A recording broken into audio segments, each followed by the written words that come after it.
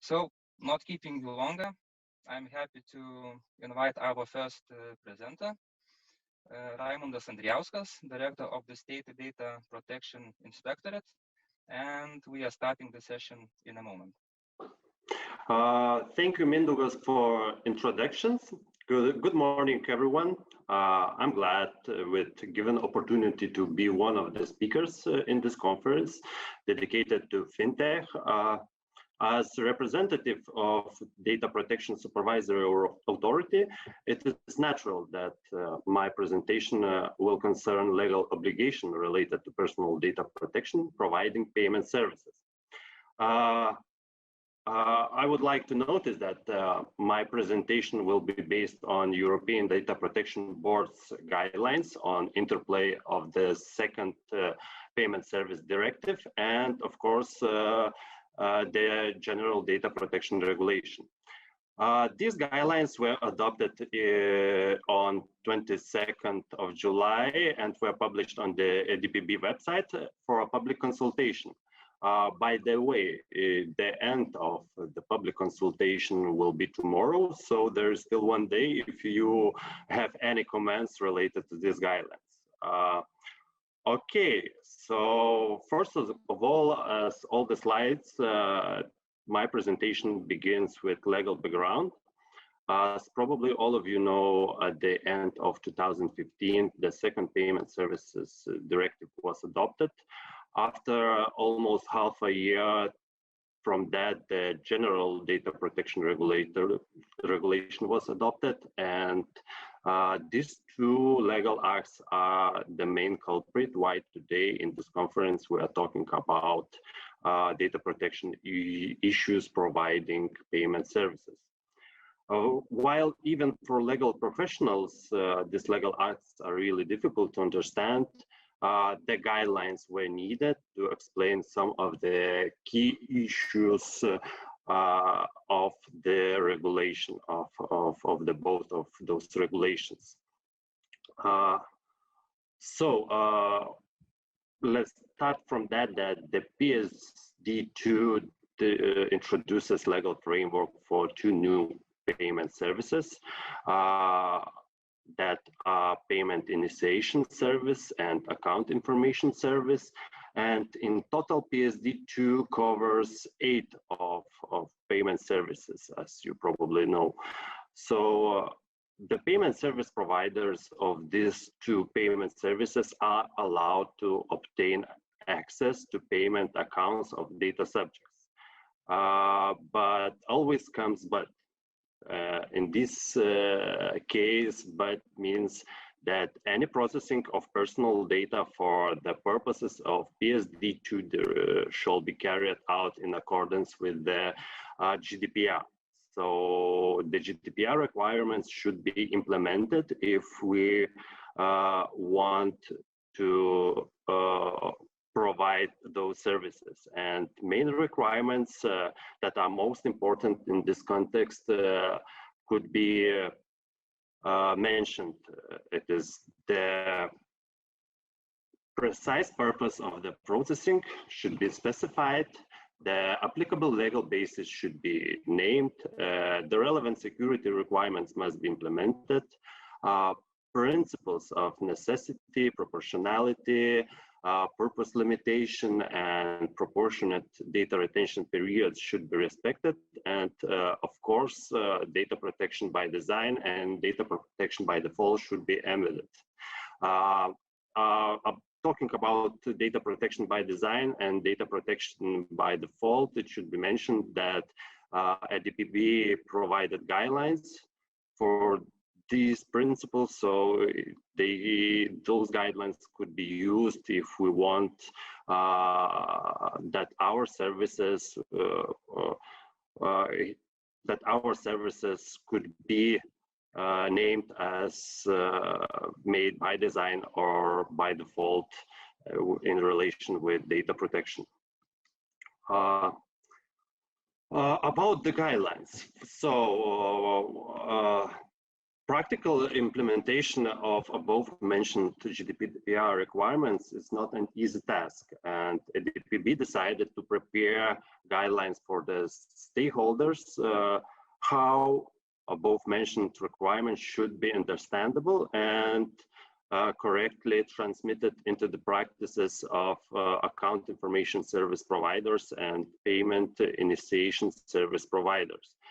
And it's worth to mention that preparation of these guidelines took almost 2 years, and consultation with the European Banking Authority have been initiated, and it's still not a final version of the guidelines because, as I mentioned before, public consultation is ongoing, and at the moment 2 feedbacks were submitted. So after the public consultation, those guidelines goes back to the ADPB, and if the comments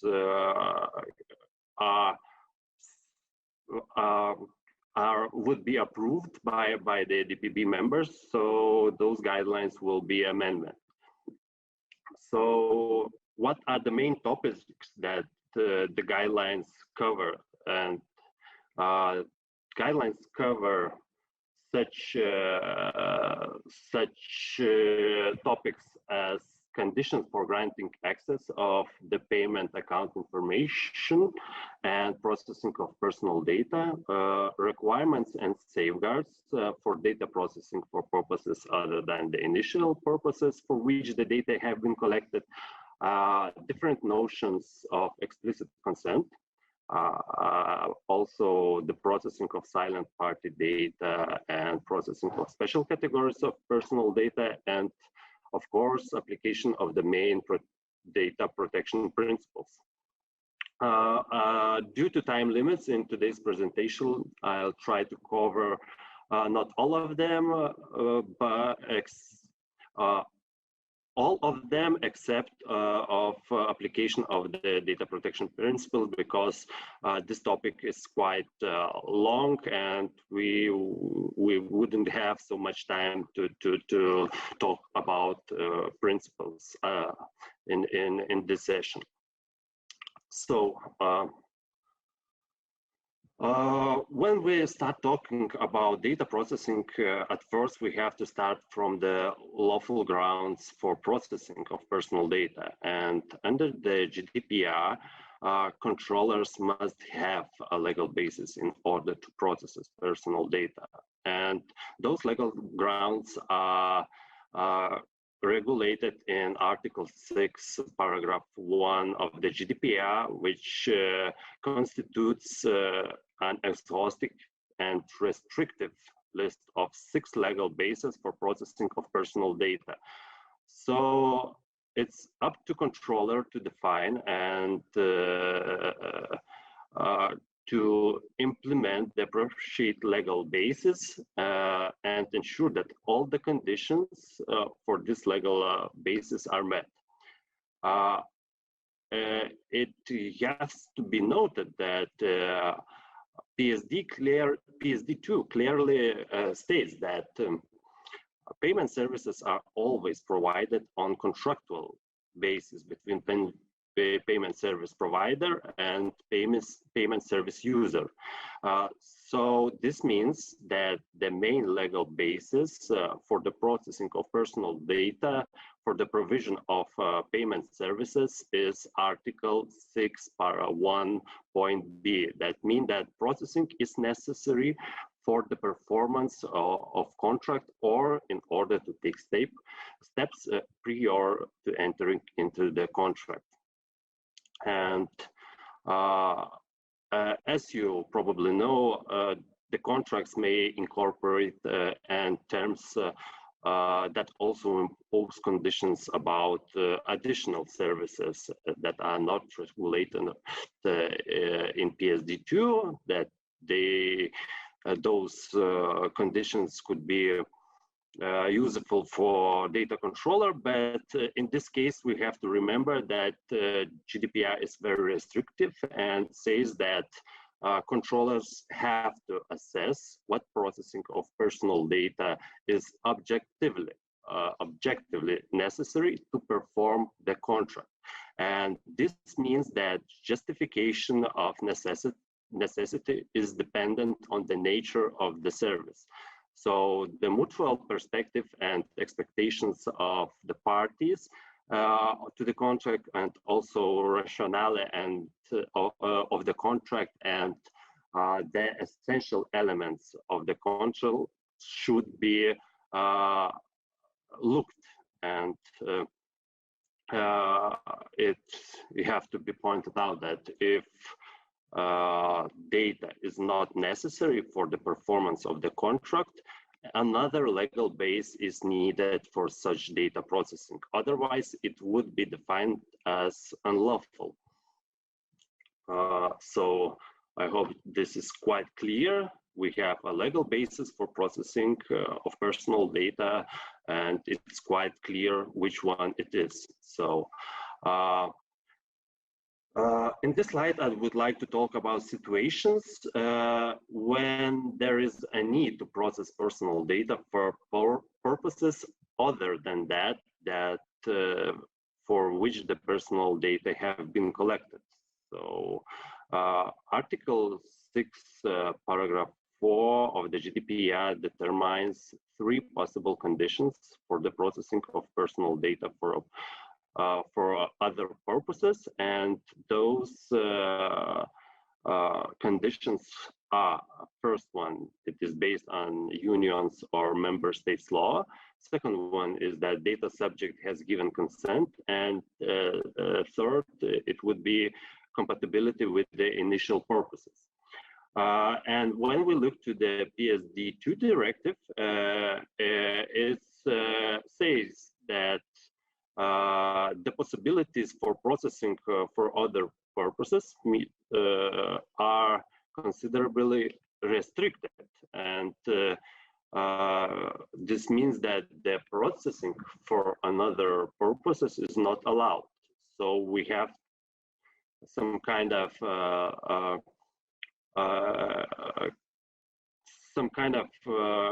competition between norms, and in this case, it was decided by the board that 2 legal grounds for further processing could be used that are mentioned before in the GDPR, and this legal grounds could be consent of the data subject or unions or member states law. And if I can give an example from a union's law perspective, it could be anti-money laundering directive, which means that collected data could be used for other purposes, not only for providing services, but also for purposes that are stated in legal acts. So this could be as example. In next slide, I would like to explain one interesting point, that you have the right to access data. It doesn't mean that you were granted an access to those data. So in this aspect, it could be, it should be noted that the right to process personal data, it doesn't mean that the processing is already, data processing is already started. And in order to guarantee the effective application of the right of the payment service user to benefit from the payment services, the obligation for account servicing payment service provider to grant the access to the account should be implemented in member state law. And this means that access to account is not based on the contract between PISP or AISP and the ACPCP, if I could say, in most of in most of the cases it would be bank, but a fulfillment of all requirement to get access to the account of the payment service user. So if the processing of personal, if payment initiation service provider or account information service provider have the right to process personal data, it is enough, and it should be enough under member states law to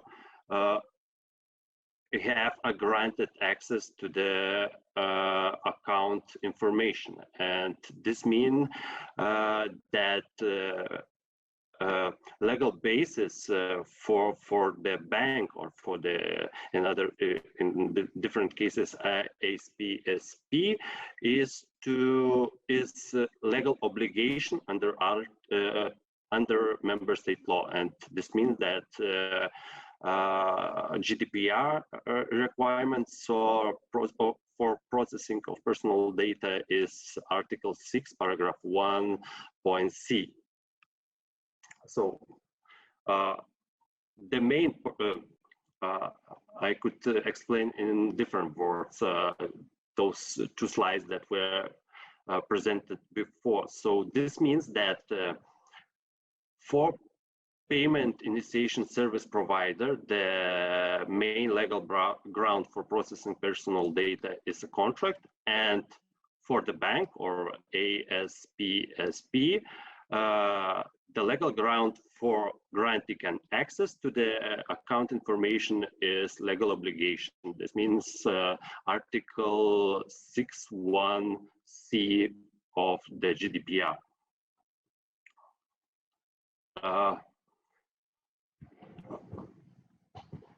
In this slide, I would like to explain different aspects of explicit consent, which is used in both legal acts. In the GDPR, consent serves as one of the 6 legal grounds for data processing, or as one of derogations from the general prohibition to process special categories of personal data. Under the PSD2 directive, explicit consent is an additional requirement for contractual nature. So this means that when a payment service provider needs access to personal data for the provision of payment services, explicit consent of the data subject or of payment service user is needed. And this means that this explicit consent serves as insurance for transparency and some kind of degree of control for the payment service user, because this explicit consent is used to explain the scope and the consequences of data processing. So it's not used as legal ground for processing of personal data, but it is used as clear and understandable information for a service user how his personal data would be processed. So I hope so this is quite clear. And one of the most discussed topics in the preparation of the guidelines process, it was the term of silent party data. And what is it? What is it, those silent party data? So this is personal data concerning a data subject who is not the user of the specific payment provider, but whose personal data are processed by the specific payment service provider for the performance of a contract between the provider and the payment service user. As an example, I could say that if I am person A, I would like to have account information payment service, and the service provider is using my data, but in this case, he also collects data of the transaction made for me, of payment transaction made for me. So there is a person B whose data is used by the service provider, and that person B is silent party because he has no contract with the service provider, and his data are defined as silent party data. And in this case, it should be noted that GDPR allows the processing of silent party data, but it should be noted that this data should be necessary for the purposes of the legitimate interest pursued by a controller or by a third party. And this means that for processing of silent party data, it could be used a legal ground that is in Article 6.1.e of the GDPR. And however, such processing can only take place when a legitimate interest of the controller is not overridden by the interest of fundamental rights or freedoms of the data subject, which require protection of personal data. And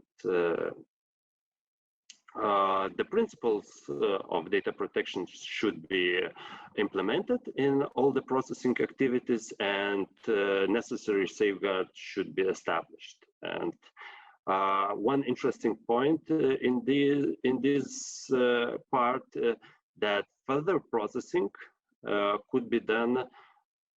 Further processing of silent party data could be done only by legal obligation on the basis of EU or member state law.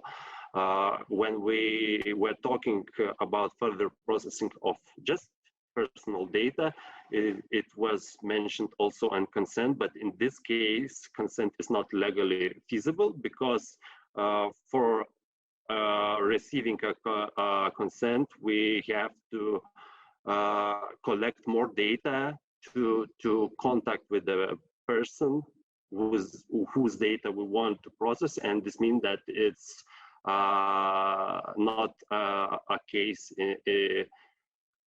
in this situation. So it's not feasible to have a consent, and also compatibility test cannot offer a legal ground for the processing. So, and probably the last slide in my presentation is about processing of special categories of personal data. It should be noted that GDPR prohibits the processing of special categories of personal data, except if there is a derogation mentioned in Article 9, paragraph 2, and